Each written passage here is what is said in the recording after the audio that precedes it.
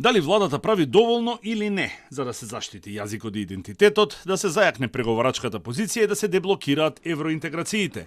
Беа темите на кои на денешните пратенички прашања лидерот на опозицијата Венко Филипче и премиерот Христијан Мицковски ги судрија своите ставови.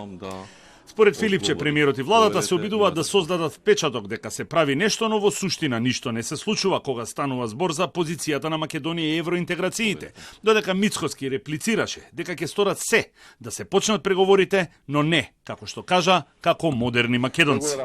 Филипче од собраниската говорница наброи неколку ставови на Мицковски околу решавање на проблемот со Бугарија, како што беа промена на преговарачката рамка и уставни измени со одложено дејство.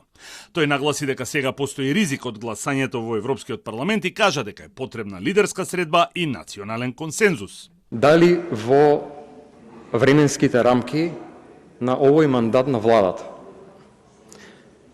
имате утврдено временски лимит до кога ќе се обидувате да изнајдете некаква промена на временската, на нашата преговарачка позиција, или нема никаков временски лимит, односно целиот мандат временски на оваа влада може да помине во тоа што вие го велите, изнаоѓање на подобра преговарачка позиција. Премиерот Мицковски пак кажа дека нема проблеми 30 етнички заедници да се стават во уставот, но тоа нема да го реши проблемот, бидејќи останува ризикот Бугарија да постави нови пречки во евроинтеграцијскиот процес.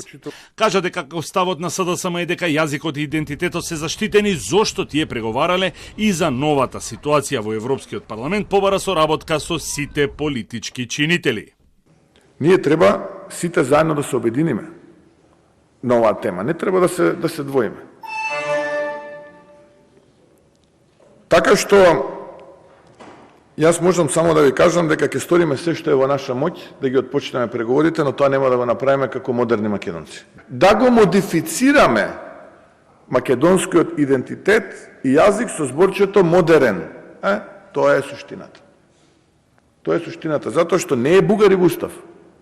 Или, како рековте вие, 3 нови етнички заедници. Суштината е да создадеме нов топоним. Председателот на собранието Африм Гаши на брифинг со медиумите соопшти дека за најмалку 5 закони, вклучувајќи изборниот законник и локалната самоуправа, ќе нема Бадентерово мнозинство, а тоа може да предизвика проблем кога станува збор за прагот за независните листи на локалните избори, бидејќи Уставниот суд ги укина постоечките одредби за висината на праговите. Кандидатите кои сакаат да настапуваат на независните листи, знаете дека има едно решение кој Уставниот суд го укина. Политичките партии предложија ново решение. Како што знам, тие не се сложуваат со тоа решение. Се очекува овој закон да се донесе. Ако не се донесе, има опција и да се повлече законот, па да се седне со нив да се разговара. На утрешната седница пред пратениците се законите за дигитализација, јавна администрација и електронски комуникации, кои се дел од реформскиот пакет.